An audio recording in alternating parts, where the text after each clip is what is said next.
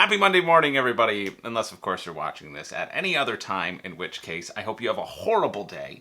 My name's Chris George, welcome to Room and Board, and this is another episode of Crowdfunding Countdown, where you, the contestants, compete to scrunch all of the Chow Chows back into the tiny sponges that they actually are. Get back in your ocean, SpongeBob, you're not fooling anyone. Might as well be a little sponge cake, you scrumptious little treasures. But imposters aside, this is Chow Crowdfunding Countdown, where we take a look at all the board game campaigns finishing up this week. I know, when you have the option between the two, I understand if you want to go seek out that channel, and if you find it, please let me know, because there's a game show there that I would watch 24/7. But first off, as always, shout out to my newest patrons, Trevor and Daniel. They have broken the Room and Board patron dry spell. It was all that talk last week of wicked bad boys that put them over the edge. So thank you, both of you, so much for jumping on board the channel, and all of my patrons.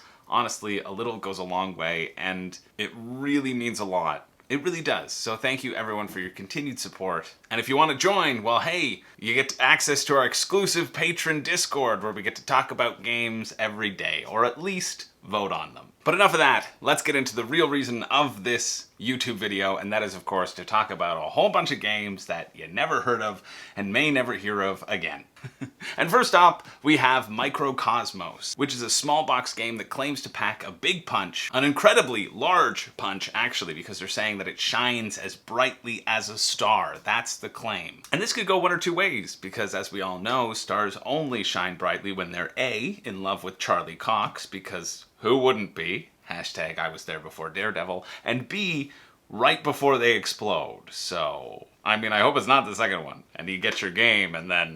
But you're going to have this little map, and it's created out of cards, and you will power up your ship and move around the galaxy and try to min-max your way to success as you terraform various planets and use different crew cards to do different things. And the key to these crew cards, these are multi-use cards that you're going to be collecting and placing either above or below your ship. And depending on the color of them and where they are on your spaceship, they can interact with planets in various ways. And on the one hand, I really love multi-use cards and figuring out how to balance the different actions on them. And then on the other hand, you're just going to draw these cards from the top of a deck at the end of your turn, and that's how you kind of get more crew members, which doesn't feel that exciting to me. But this is a game that's vying to be the next tiny epic series with a similar price point. Their previous game was called Micro Cities. I haven't really heard anything about other than one post on the Board Game Revolution Facebook group from the admin saying, hey, we're promoting this other game, but their previous game, kind of sucked.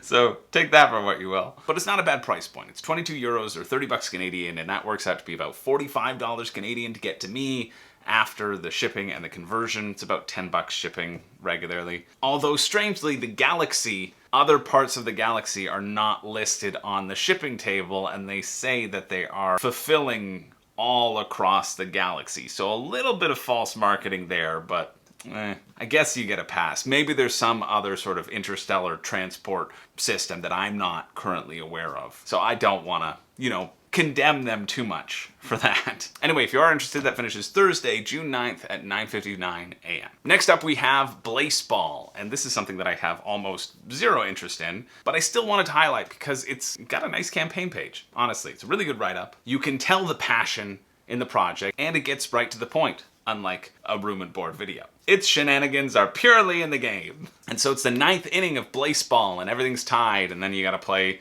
two things back and forth. And I'm not covering it more than that, other than if you see it on GameFound, just know that it's a fine head-to-head two-player Blaze game that doesn't have any shipping prices listed. So you'd be an idiot to back it as it is right now. You go into their FAQ and they say, hey, don't worry, we're shipping from hubs, so, shipping will be fine. Just back it now and we'll figure that sort of thing out later. We're shipping from hubs inside of countries, so no problem, said no one ever for the last 2 years. And that is too bad, because it does look mechanically quick, although they do say it takes place in like an hour, which feels like it would be a little bit too long, overstates welcome for the type of game that it is. You're just playing cards and revealing cards that have different powers, and you compare them against each other, and every card has a special ability in how they can cheat running around the bases, basically. And even though it's a fairly straightforward read and I was ready to heap praise upon it, the fact that it has no shipping, and no shipping on its main page, that it's hidden in the FAQ, it is truly a waste of time checking out this campaign, so I'm saying no more about it. Anyway, that finishes June 9th. I'm not going to tell you when, but you're just going to have to trust me. Oh wait, no, actually it finishes June 19th. Yeah, see how I switched it and pulled the rug out from under you with absolutely no consequence on my part? Maybe I'm angry about the shipping, or maybe I'm angry that it should have been called Blaseball instead of Blaseball, as any normal human being would call it. Let's move on to another hot ticket of the week, that is The Breach by Ludus Magnus Studios. And this is going to be by Ludus Magnus Studios, and therefore pretty expensive. It's 119 euros or 160 dollars Canadian for that base pledge. And then the shipping they do have listed, which is fantastic, but it's real bad, so maybe they should have hidden it and fooled some new people into backing. Although if you're backing at that price point, you know, 36 to 49 euros may not scare you off, even though it's 30% of the game, basically. And I feel the need to front load that cost before even talking about it, because to get to Canada, it's going to cost $222 to get to my door. And when you look at the game, it looks fun. And Ludus Magnus Studios, they always do really fun miniatures. I think their miniature work is really cool. And they're experimenting with something that Awakened Realms has done for a while. And a couple other companies have been experimenting with too, is that the different colors of plastic on their minis to kind of highlight the cybernetic things. But $222, this game better blow your socks off for you to even consider it. Because the amount of quality you can get for that price is beyond. Especially since this is Ludus Magnus Studios, and if you don't pledge at that price, well, it's going to cost you even more later on. And you can't pledge $1 or anything, because that will not contribute to your pledge like almost every other campaign out there. They say, nope, we don't want to deal with the hassle because it's going to be too expensive later on, or more expensive later on, so we just want you to pull the trigger now with that fear, knowing it's going to be more expensive later. Let's lock in. And I think, not to be too hard on Ludus Magnus Studios, because I don't I don't think they make bad games. I think their games are generally pretty well received, but I think they can potentially suffer from too much sizzle and not enough steak. And this isn't even sloppy steak, because we all know that's the pinnacle of fine dining. Slop it up! But this is the sort of campaign where you have to scroll through roughly 5 minutes of plastic, that's a standard measurement term, to get to the rules of the game. You get to pass by things like motto, which certainly isn't Star Wars' Watto, just with an M instead of a W. Taking Command's approach to stretch goals, which is take a popular character and just jam it in the game and make people associate that nostalgia with your product. I think Star Wars is known for all of its hacking, right? Well, I guess R2-D2 hacks all the doors. So this is a hacking game. This is Tamashii 1.0. It's honestly, I would equate this to being about the same and being a more expensive version of Tamashii, which if you already got that one, honestly, I think the minis over there were great. Although I may be equating the difference of price with the lower pledge tier and not the mini pledge. I can't remember the mini price off the top of my head. But instead of that Candy Crush puzzle that you have over there, you have this little square puzzle where you'll have action cubes in a number of 4 squares, and in order to take an action you need to have a cube in that type of square, and then you move it to the associated other square. So you move a yellow action so you can move, you'll move a red action so you can attack, and you're going to manipulate these cubes around your grid and have to juggle where things will be when in order to maximize what you can do on the board. And the purpose of the game is to kind of explore this grid. Again, you have an avatar, you're hacking into the system, and basically you're going to be revealing this map, and you'll be putting corruption tokens in rooms and surrounding various data tokens that you want to gobble up, basically. Whoever gobbles up the most data tokens gets to hack the mainframe. It doesn't seem like a bad game. I'm sure it actually is a decently enjoyable game, but for this price point, it needs to be exceptional, and it is certainly not that. Plus, I currently don't have any leeway or goodwill towards the studio because of their weird policy on raising their prices outside of Kickstarter. I understand it. I understand it's a marketing tool. I understand it's better to lock down numbers beforehand in order to secure a production run, but still, that doesn't mean that I have to like it when other companies don't do it. So I'm going to call it out anytime a company does do it, because it sucks for the consumer. It really does, especially for people who find it later on an already inflated price point. But if you are interested, well, you should back now. You really should. But really make sure that this theme gels with you and that the gameplay won't be too simplistic. Anyway, if you're interested, check it out. That finishes June 9th at 1:01 p.m. Now, next up, we are moving on to something close to my heart, and that is Ukiyo. Ukiyo! No, it's not that Yu-Gi-Oh! And when I was writing my notes, I kept on writing Yu-Gi-Oh! Instead of Ukiyo, even when I was trying to correct myself and say, we're done with Yu-Gi-Oh! Unfortunately, this is something that is not as close to my heart. It is a abstract puzzle called Ukiyo, but it has a nice price point. It's at £7 or 18 bucks Canadian, and for this little 18 card puzzle. And it says it can be a solo game or it can be a multiplayer game. It feels more like a solo game to me, another one of those Zen-like games. And in this one, each card has 6 symbols on it, and there are 4 different types of symbols, and the game is basically to put some cards out and then play a card in order to create multiple patterns. And the game will tell you what sort of patterns you need to create, like a square of clovers or whatever. And so you have to do it based upon the board and stack these cards in a way that will access these conditions of winning, basically. And they say there's 50 different scenarios that you can kind of work through. It looks okay. I mean, this honestly could have been anything. It could have been any game, and I would have talked about it just based upon the name alone. It could have been a game about mall Santas sitting on tomatoes and selling them online. I'm sure there's a market for that. And you know that Room and Board would be there to make his Yu-Gi-Oh! Comparison.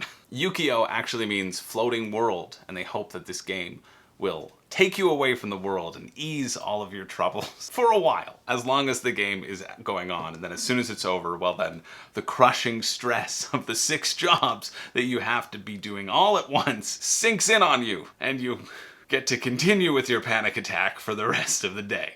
Not speaking from personal experience. Some other people might relate to that one. It's certainly not me.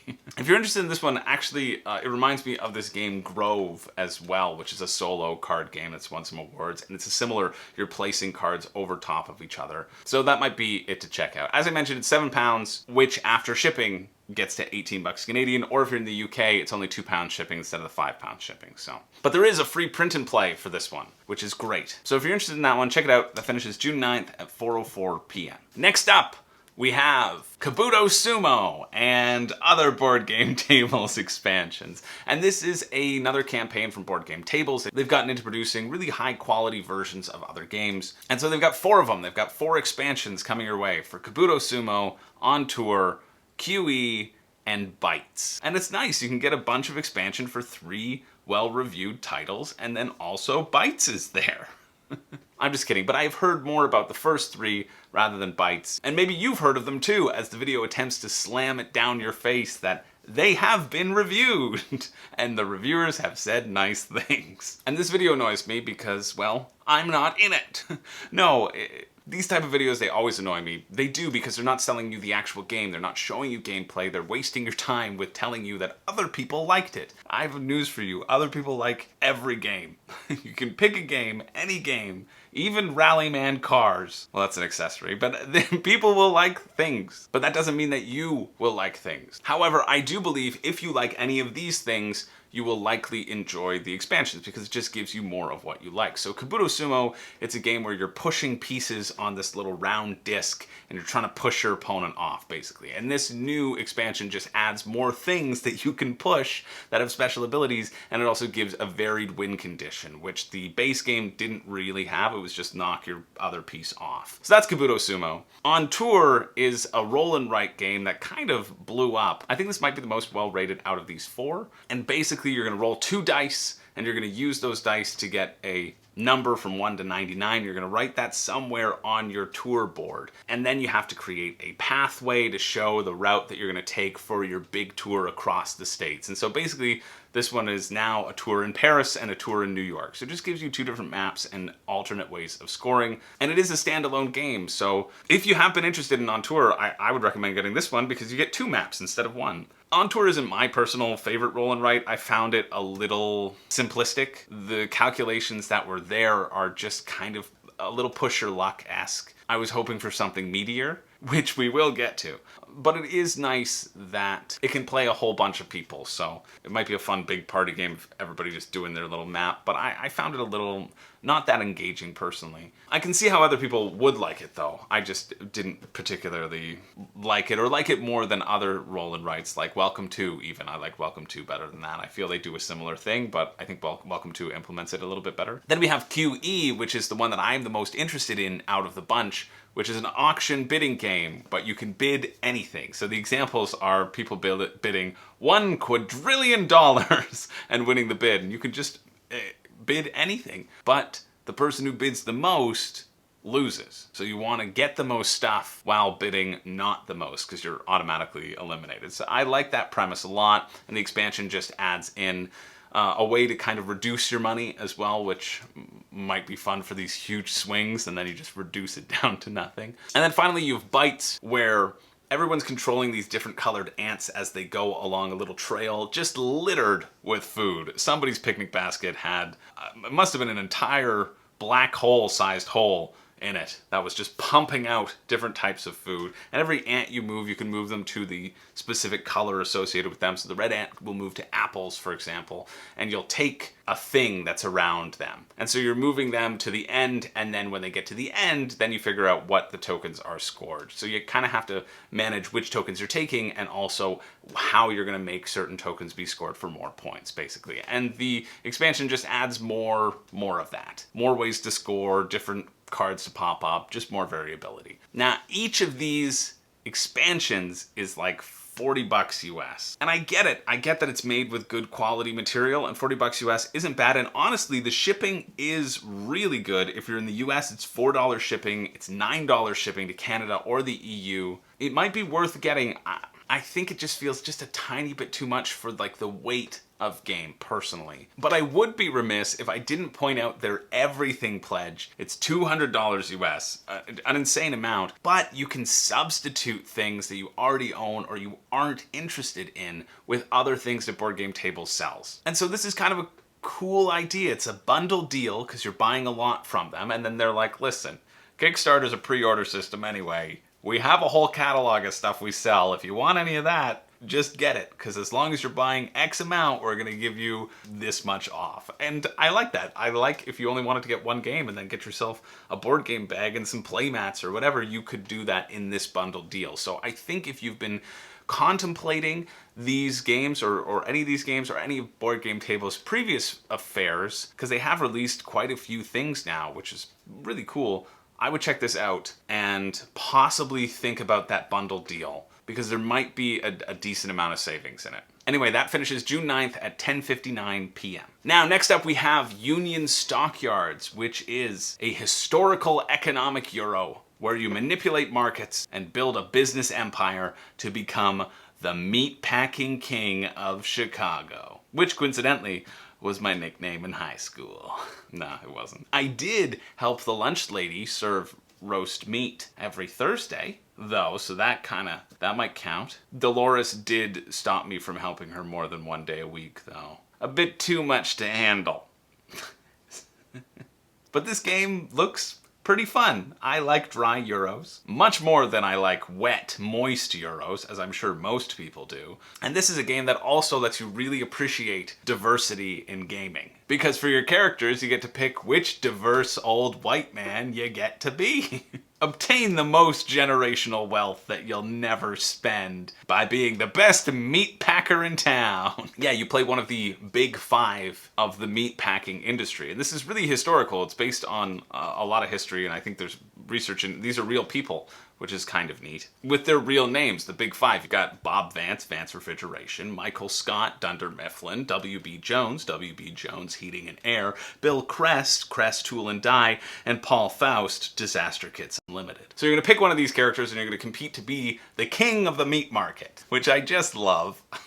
I think this theme brings me a lot more joy than it objectively should. But one of the great parts about this that they are putting front and center on their campaign page is the stock market manipulation, because the stock market will remain consistent on the buying side. You will always purchase hogs for $10, as is the standard hog rate, and you'll always purchase cows for 12 or whatever. And that will fluctuate based upon various factors, but what you can sell it for will fluctuate based upon how much you devote to that particular type of meat. So you can become the hog champion, obviously, and your hogs will sell for $17, whereas somebody else's hogs, much lesser quality hogs, will sell for $13, let's say. And it makes sense because you put on the packaging for all of your hogs, you say, hey, these hogs were raised without antibiotics or any drugs of any kind. And so people obviously want a taste of your juicy hogs because they know they are organic and quality. Anyway, it's the most money wins at the end of the game. Another of the aspects that feels fun, well, a lot of it does to me, honestly,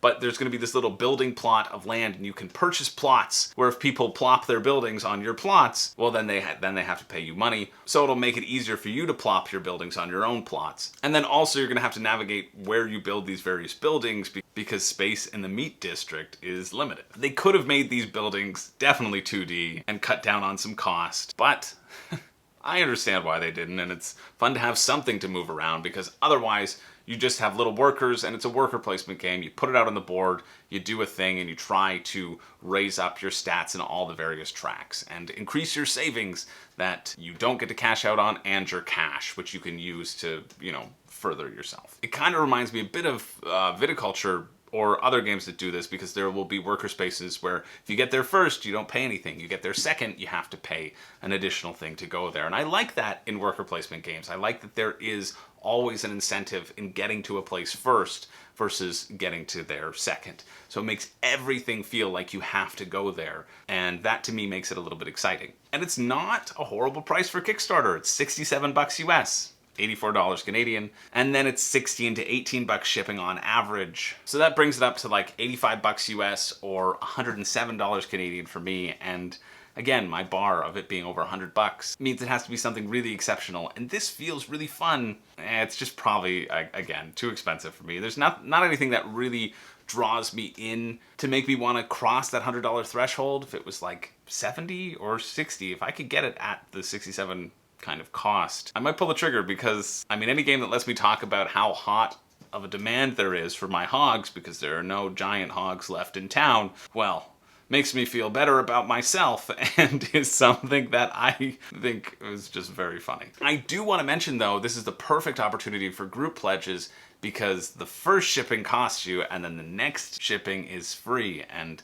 I think that extends for multiple copies, so try to get in on that if you know a bunch of people. See the maximum, see if you can capitalize on that shipping offer. It's great for group pledges. So check it out, that finishes June 9th at 11 p.m. Yep, we're still on June 9th. But we're done now. Now we're moving along to Dice Park Dungeons of Doom. And this is another $5 print and play roll and write that have been popping up on Kickstarter pretty frequently ever since Voyages kind of blew up and raised so much money. Everything's hoping to be the next Voyages. And oftentimes these roll and writes are pretty good.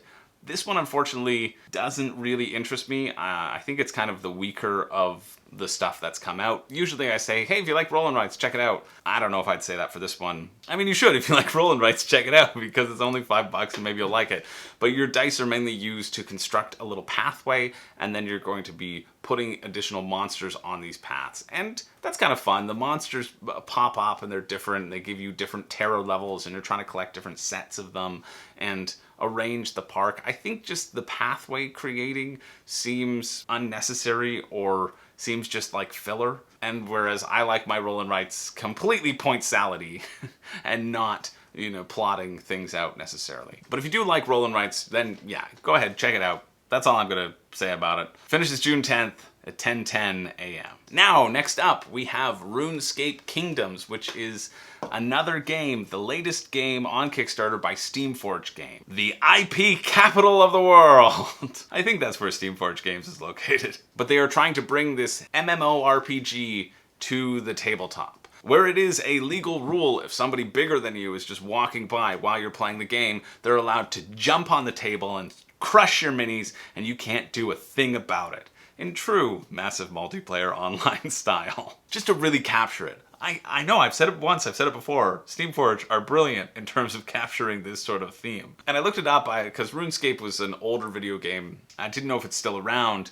Google tells me that absolutely it's still around. There are still about 100,000 players who play RuneScape, which is down from the 250 million players who've signed up over time, but 100,000 players still playing an old game? That seems pretty good. And I do love, we'll get into the gameplay in just a second, but I do love at the top of their campaign, or almost at the top, they say, hey, are you interested in the gameplay? Well, I'll just scroll down to the gameplay pledge then. It's like, oh, okay. No, I don't want to know anything about the gameplay. I just want to look at these shiny minis that you're giving me for hours and hours and then throw money at you like your Ludus Magnus Studios.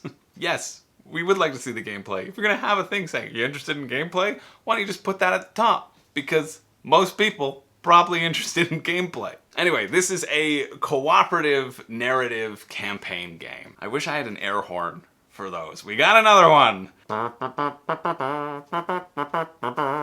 that would kind of work. And there's no rule book, or at least no rule book that I saw, which I really dislike because I like seeing a rule book. I like seeing a work in progress. I mean, you've sent it out to reviewers. They have something. Why not show that to the general public for them to read through? They do have a few videos, though, of talking about the mechanics. They give a good breakdown. You can find out that there's about 12 hours of campaign in this sort of narrative scope. It feels very much like D&D. And I really do like the skill allocation, how it's done. You just have 8 different skills and you can get experience points. And when you get 3 experience points in a skill, you level that skill up. And the higher your skill level, the more dice you're going to be able to roll against various skill checks. That's it. I like leveling up. I think this system of 3 experience points is a great one. I've seen it in other things before. It's a good number to make you feel like you're progressing towards something. But most of it will be like, go to a location and draw a card and see what happens and roll the skill check against it. And so it feels pretty light and pretty random in that sense. And then the final boss fight doesn't feel that exciting, again, because it's going to be this sort of thing of text and you're going to know what sort of combat checks you can do. And there's a recommended level of various skills before you enter into the battle, so you don't just get steamrolled by the boss. And it's on this 3x3 grid, and you're just moving around and trying to complete these various checks to do different things against the boss. But it's harder to get a complete sense of the mechanics when you just see that little instance of the video, and that's the example, and it's harder to, at least for me, envision what's going to happen in other instances, right? Anyway, this one's £65 or $103 Canadian for the base game, £122 or $193 Canadian for the all-in. And so after shipping for me, instead of 103 Canadian, it's actually like 146 Canadian. And honestly, that's what I would expect for a Steamforged game. Their games are expensive. Their games are usually around this 150 mark for Canadians. And I consider that to be expected for the all-in price to the door for something like Steamforged or even Awakened Realms, or Come On. That's kind of what you can expect nowadays. So it looks okay, but it just looks way too light. And I think I would get tired of it. But if you like narrative-driven stuff, well, this might be light enough that you could get through it a bit quicker. So check it out if you're interested. That finishes June 10th at 1 p.m. And speaking of light rules, next up we have Batman's Gotham City Chronicles Season 3 and an RPG. And this one is not light on rules. If you know anything about Batman Gotham City Chronicles, you'd know that its rulebook is horrendous. Or at least that's how the tale goes. I haven't read it, and I was too afraid to read it for this video because I had too much to do. And I didn't want to end this series entirely and implode upon myself like a microcosmos star. But this one has raised over $1 million, and so it is eligible for a 5 Reasons You Shouldn't Back. And it hit that goal almost around the same time as Arcs did, but I didn't end up doing one because, honestly, I like to have a section where I am excited about the game, and I couldn't really come up with one for this one. So here we are. And also, I think this might be more of the RPG rather than actual Season 3 content, because it doesn't seem like there's a lot of Season 3 content. There's just various little expansions and promos, and they're really selling the RPG, or especially they are in this video, which only shows pictures of comics and is like, hey, you want to be Batman, right? Or you could be someone else and Batman could be on the side. That'd be pretty cool too. Hey, get the RPG. Oh, also, there's more content for that other game. Pick up the other game. Now you've got a use for those minis that you never pulled out because the rulebook was too confusing. I did take a look at some of the Batman Gotham City Chronicles reviews that are up on Board Game Geek, and it's surprising. It's in the top 1,000 still of Board Game Geek, and I think that's because it has the same system as Conan, so maybe if you knew Conan, you could get it to the table a little bit easier. But a couple of my favorite reviews, one was this one. It's a good lesson not to go all in on Season 2 when you haven't played Season 1. When all in on Season 2, only to realize that this game is bad. But my favorite one was this guy who said, very disappointing, 4.6. I'm glad we don't see the ire of a 4.5 rating. That's all I have to say. I'm glad we were lenient towards this game that didn't make it to 50%. 4.6. Give it some hope. It's almost there. 4.5 would have been irredeemable. Anyway, shipping for this is 16 to 19 euro, 55 euro for the RPG, and the board game is still expensive, and if you're still interested in the board game after this, well,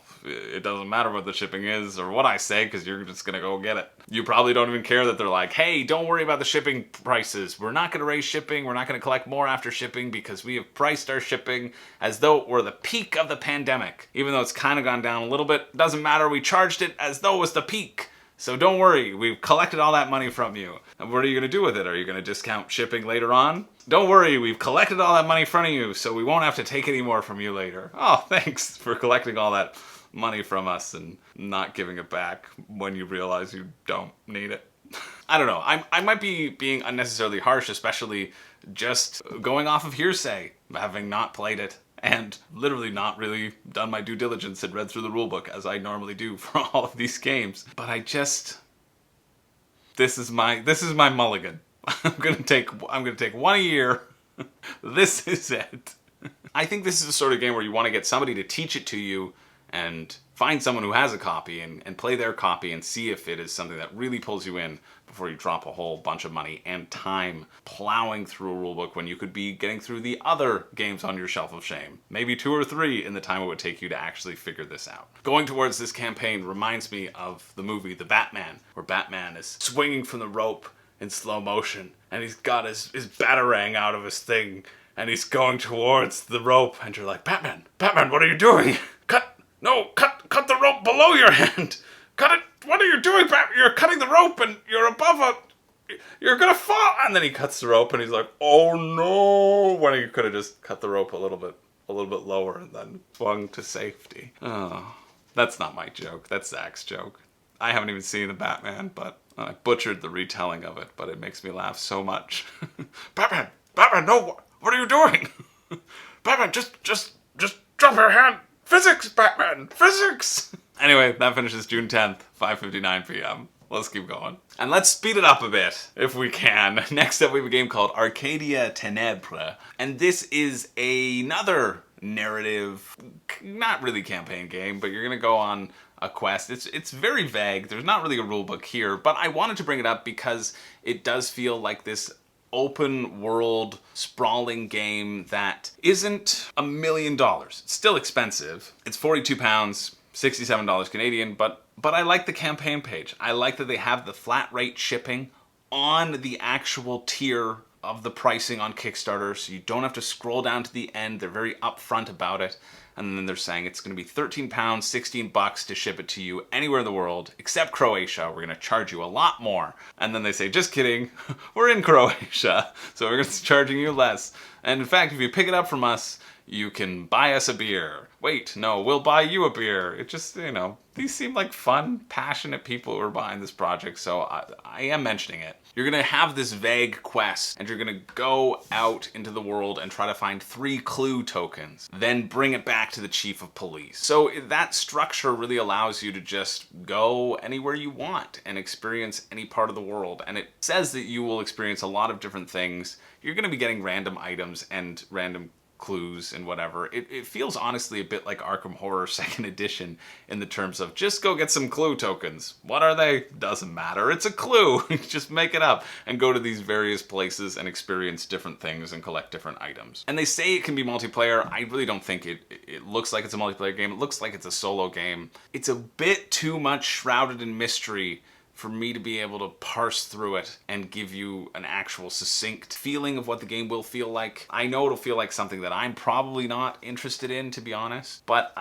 you know, I wish them all the success, and so that's why I wanted to just bring it up in case one of you is interested in it. That sort of random narrative, roll a d20, see what happens, very D&D that you can potentially play solo, which might be an appeal to some people. So if that interests you, check it out. As always, links to everything are always in the description. And that finishes June 11th at 8:04 a.m. Here's another little quick one. Next up we have Cultist Chaos, which is a set collection card drafting game like Sushi Go that I've never seen as sold as being so much more epic than it actually is. It's just a card drafting. You take a card, you play it, you pass it around. You take another hand, play it, pass it around. That's it.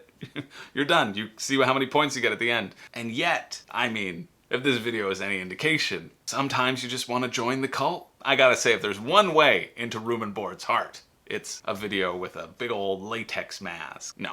Latex body. No. What? Some with latex. No latex. I have a latex allergy. After the shipping, this is way too expensive for what it is. It's like 23 bucks extra for shipping. It almost doubles it. But the artwork here is gorgeous. It really is. You're in it for the gorgeous art. Depends how much that art is worth to you. I don't think this captures the feeling of starting a cult, and I am a member of 17 of them. So I think I would know. Although I never have started one. You know, I've just been usually a follower. I like to keep my options open until one of them promotes me to Supreme Grand Burgermaster, whatever the titles are. That's when I'll commit. I'll make that my cult major and then keep everything else as, you know, minor. So I'm mentioning it for the art, but the shipping's likely too expensive for what it is, as the old Room and Board adage goes. So if that popped up on your searches, know that it's just Sushi Go.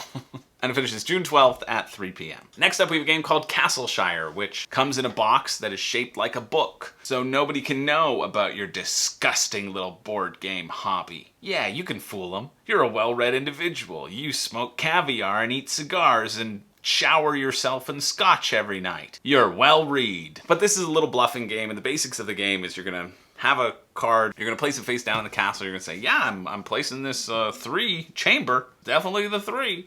And then everyone can say, nah, it's not, and you'll have to reveal it. And if you reveal it, basically you'd keep your worker there. If you were telling the truth, if you were telling a lie, then your opponents get to put workers on the board. And you're gonna get points for the most workers on the board at the end of the game. There's also this really weird way of, they say it's determining player order, but you're revealing a card from your hand and you're putting it on the board with a worker on it if it's the highest card. And so I don't understand why you wouldn't just reveal the highest card at the beginning of the game, which then triggers the end of the game, and then you win immediately. So it must be you have to play a card that you can actually build, like if you're building up the towers. That must be the case, because there's 3 towers and those are where the numbers are. But it's not that clear. The rulebook isn't that great, honestly. In terms of the specifics, it needs a little bit more clarification. But I think it has the bones of a decent bluffing game. I think Coup will still give you the same, if not better experience. But it seems fun enough, and there are different modules that you can put in. You'll get 4 with the base pledge. It's 30 bucks US, $37 Canadian, plus $14 shipping, or pick up for free in New Zealand, or pick up for cheaper if you've got a retail store that's signed on. But if you're interested in that, in bluffing games, check that out. It finishes next Tuesday at 2:42 a.m., so Monday night. Now, next up we have The Glass Cases of Ron Burgundy. This is a game where Will Ferrell attempts to get out of his glass case of emotion through collecting barrels of milk. And if you fill up your case entirely, he can then swim out to the top as long as he has Baxter to, you know, push the ceiling open. If you haven't collected Baxter yet, then you can't. Oh no, okay, this is Castles of Burgundy. That went on for much longer than I wanted it to. But this is the Castles of Burgundy. You have probably seen the 5 reasons you shouldn't back the Castles of Burgundy, and I still stand by them. But this gives us a chance now, with the campaign being sort of midweek, to take a look at what has been revealed, because this is finishing next Tuesday. And so their current stretch goals, well, we had 5 days of the Vineyards expansion, which is their biggest stretch goal. They said, listen, this is the big stretch goal. Don't expect much, coming out because this is the big one. We just wanted you all to know that this is the big one. And they were right, because then there's just been a few castle mini sculpts, a couple extra boards that have been changed so that they're actually balanced now. Some upgraded bags that already were supposedly upgraded. The insert that we already knew was coming, that they just revealed, although it is a tasty looking insert, let's be real. And now they have victory point standees and minis. So you only get the minis if you pledge for the mini version, to get the useless castle minis if you want to get the cool little minis, which just, why? Why? These are upgrades that you can do for everybody. They're only if you get the dumb castle minis as well. And then finally, the last stretch goal that was revealed was a rulebook printed on fun, fancy paper. They have, though, in this last update, they've officially changed the map, so it makes sense again.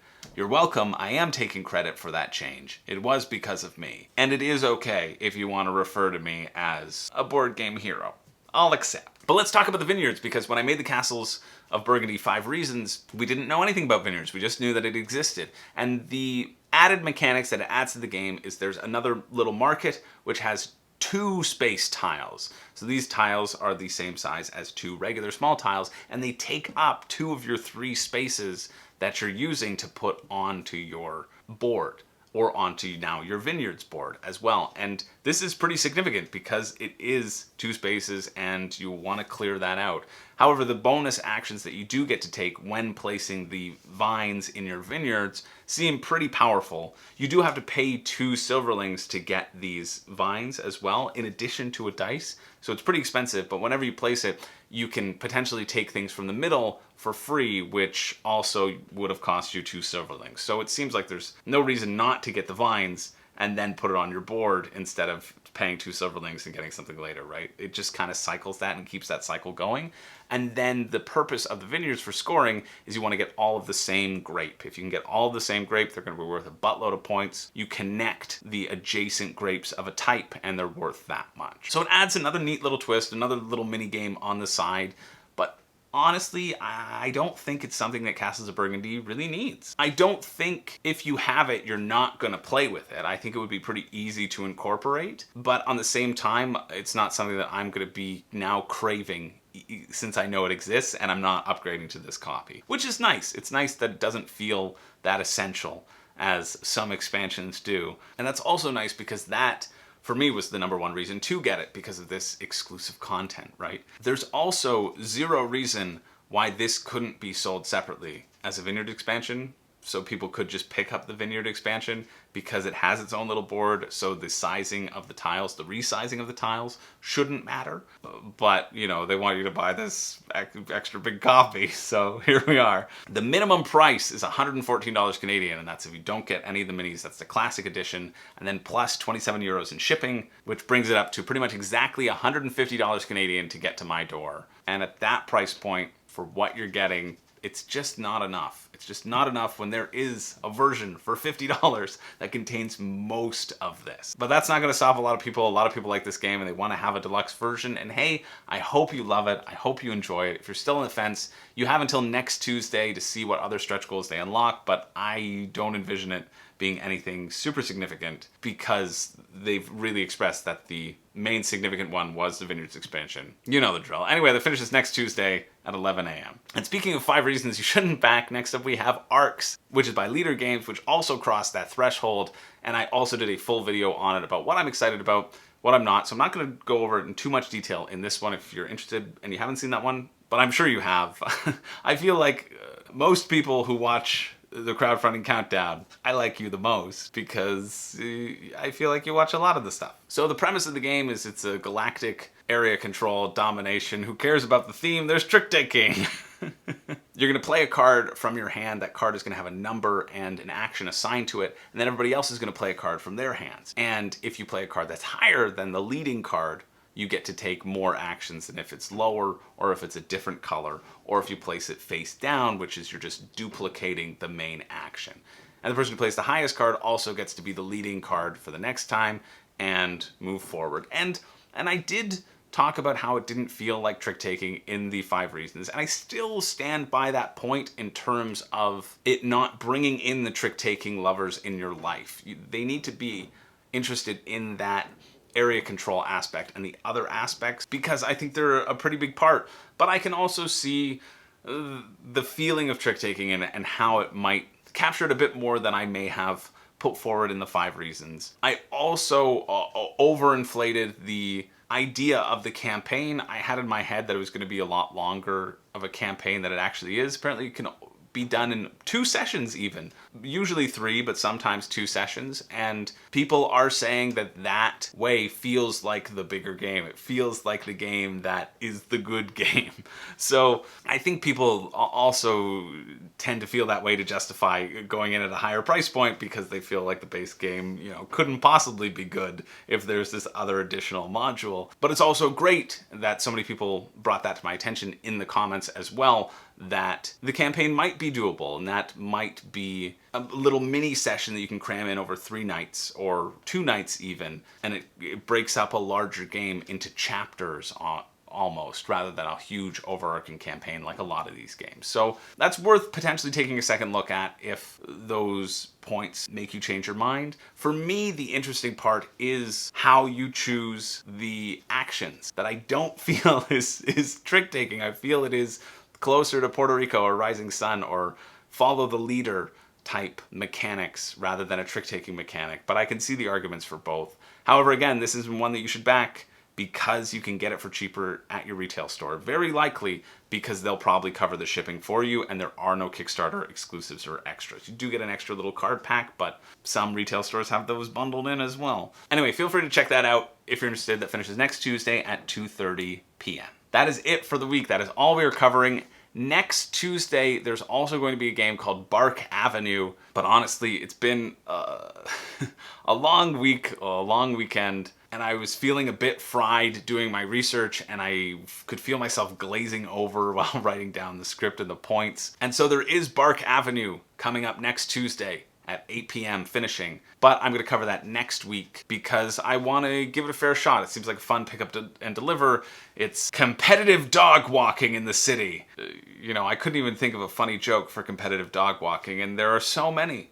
There are so many images that come to mind with that sentence that I'm unable to articulate right now, which means that I want to read through that rulebook for next week and give it the attention that it does deserve, and really make you want to get those squishy poop tokens that they keep talking about. Because who doesn't want it, just a pile of squishy poop in their game? But yeah, that's going to be next week's Crowdfunding Countdown, which I'm also going to put out next Tuesday. So it's not going to be next Monday morning, because I am going to be coming back from Origins on Sunday, and so then I'm going to take the day Monday to do all my research and write script and film and put it out for Tuesday. And I just think that's better than not putting the time that I tend to put into these videos specifically, and make sure that I am well informed for that next thing. And we're covered up until Bark Avenue at least, so I'm not going to miss anything. At least I know that. Anyway, those caveats aside, every week we do a pick for me and a pick for you. The pick for me being the thing that I am the most interested in, and the pick for you being something that I think you should get. No, it's never something that you should get, but it is something that I think might have some mass appeal, and something that if you were to get, I think it looks good enough mechanically that I wouldn't argue too hard against you getting if you were already interested in it. That's a good definition. Anyway, the pick for me, it probably should come as no surprise, but I'm gonna say Union Stockyards. I think it's just the theme that's drawing me in. It's not just the theme, it's the way you can fluctuate your making your things cost more. That appeals to me. I like economics. I like economic euros. I don't mind when they are dry. I don't mind a dry wing. I'll say it. You may think me a monster, but I'll say it. And the theme feels strangely fresh to me. Sorry, the theme feels strangely fresh to meat. No. Where's Lady Gara? Yeah, I think this one looks mechanically pretty interesting and pretty well thought out. And I like worker placement, and I like economic euros, and I like the manipulation of the stock markets in a way, because I don't like manipulation of stock markets when the sell price and the buy price, you know, fluctuate so much. And it feels like it's a little less to keep track of when it's the sell price that's just moving around and it's your buy price that you have to consider versus the other players' buying prices. If everything's fluctuating, it kind of feels like too much, and it feels like less will fluctuate in this instance. And so that's what is bringing me in, and that it's not a horrible price point. 67 US, that's pretty decent in terms of how Kickstarters go nowadays. I mean, you have to add on the shipping. Again, it's going to be over $100 for me, so I'm not getting it, but this is one that if I saw on the shelf somewhere or saw secondhand or someone said, hey, do you want to play this? I would be like, yeah, let's go, and I would be actively excited about it. So that's my pick for me, Union Stockyards, and my pick for you, I think it's nothing. I think it's nothing this week. I really do. There are so many big things this week that it's either nothing or it's QE. I've never played it, so I'm hesitant to suggest it, but that one seems the most fun out of board game tables. Board game tables, they do make solid things and their shipping is reasonable. So honestly, that price point is the more reasonable of it because you always have to consider the total thing. And I like the potential insanity that QE could bring, but I also think it could really fall flat with the wrong people. If someone's just like, I bid $1 billion, and then everybody else is like, okay, I bid 10, that person loses, right? But then I guess, you know, you have people pushing the limits because they can bid $1 million without any risk. Okay. All right, I'm getting on board. I see a lot of potential for QE, and that is one that I'm interested in trying out. So if you want to pick for you, my hand to the fire, that's probably what I would say. I wouldn't say Castles of Burgundy because I think it's overpriced and you can get a copy, and I wouldn't say Arc. I'm sticking with those guns. And the other sort of bigger campaigns, the Breach feels too expensive. Board game tables, I like them as a company, I do. And I like potentially what QE is bringing. Just the base QE, I don't even think you need to add the expansion if you've never played it before. That expansion seemed almost the least significant out of the 4. So yeah, that's my pick for you. You made me do it. Thank you all so much for watching. That's it for the week. As always, let me know what you are interested coming up, and if I missed anything, and if I'm an idiot, and I should be excited about things that I'm not, and I shouldn't be excited about things that I am. I always like hearing that I'm an idiot because it keeps me grounded, you know? Keeps me humble. Yeah, thank you everyone for being here. I really appreciate it. We're almost over 6,000 subscribers. Maybe we are. If we look down there, we might have hit it. We got 2 cool shoutouts from King of Average and Alex from Board Game Co. Last week, back to back. One of the only 2 crossovers, and the other one was actual. Only has 50,000 subscribers, so you know. I take it a pretty big win that we're on both lists. So if you came from that, or if you've watched for a while, thanks for being here. Thanks for sticking out this video and all of my tangents and very, very bad jokes. I really appreciate you being here. That's it for the week. That's all I'll say. Before I start sobbing and screaming my love for you at the camera, I guess we'll end it here. But yeah, if you're new to the channel or you've been here for a long time, thanks for being here. I'm very excited in the direction that this is going. Very excited to take the damn world by storm. And I love you. Anyway, my name's Chris George, and I don't have a catchphrase.